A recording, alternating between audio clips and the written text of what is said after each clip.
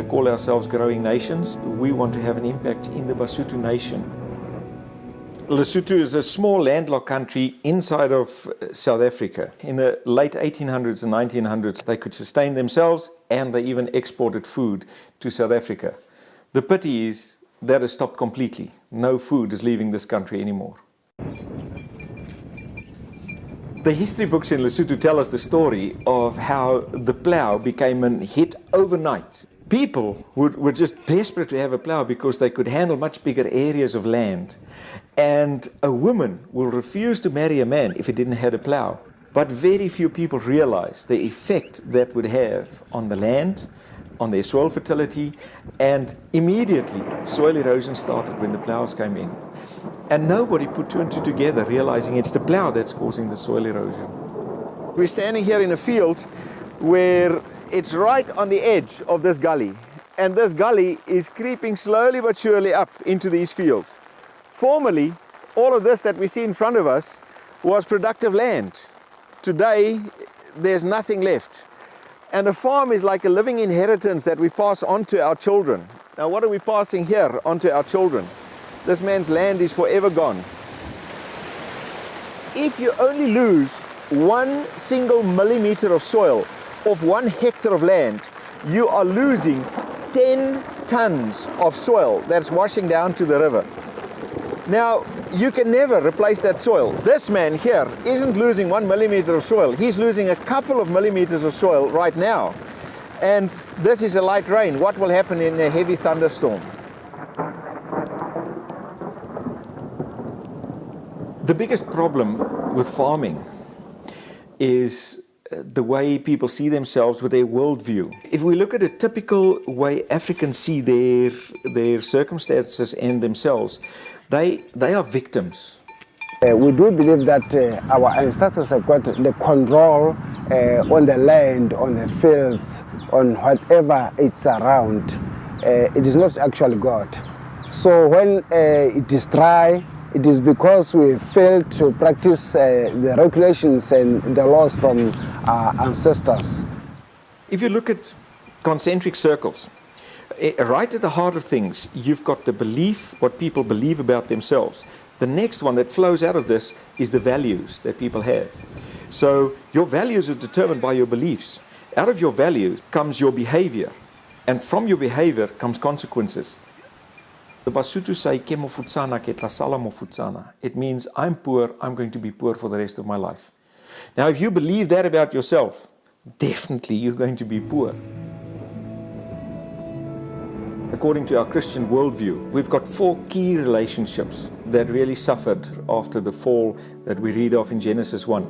It's our relationship with God, our relationship with others, our relationship with ourselves, and our relationship with nature. Now, the church have got lots to say about our relationship with God and others, much less about ourselves and nature.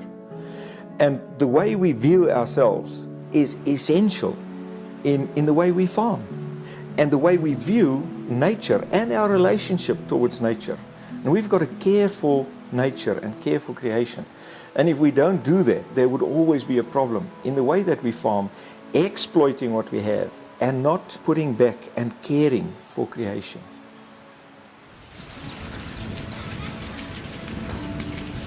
If we would like to become better farmers, I think it is just so valuable that we go and learn from the best farmer.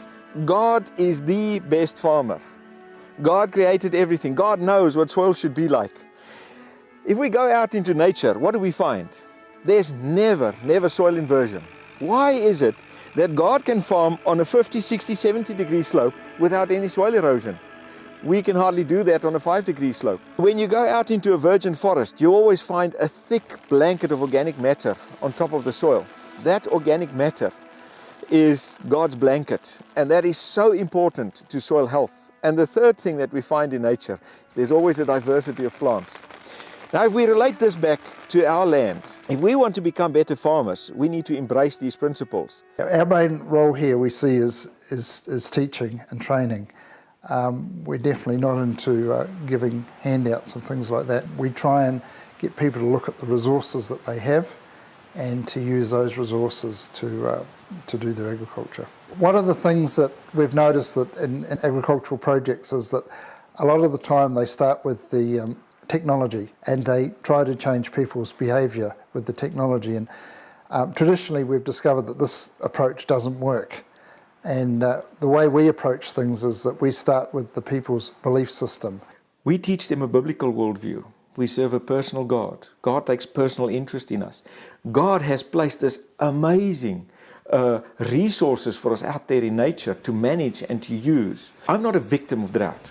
If I mulch my land properly, I can handle the heavy rainstorms that come, and then I can conserve so much moisture in the soil that I can pull through extreme dry periods. So, in other words, we're helping people to start to think differently. If we can think differently, the circles will change, as we talked earlier, and the consequences ultimately would be different. And I will have enough food and I could sell, but I can manage these extremes, and I'm not a victim of nature anymore. I'm a steward, and that's what we're trying to communicate.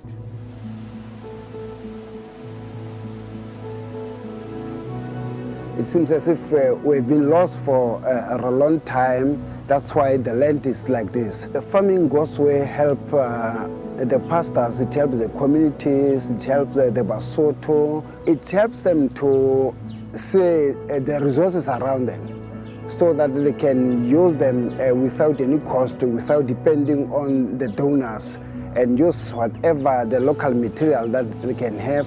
People's minds get changed whereby they see that we can live right here where we are. We don't have to leave the country. We have to work right here where we are because we can produce a lot of food right here. And they see all these opportunities of businesses, and now they are able to sell to other people in their communities. What is the dream that we have for Africa?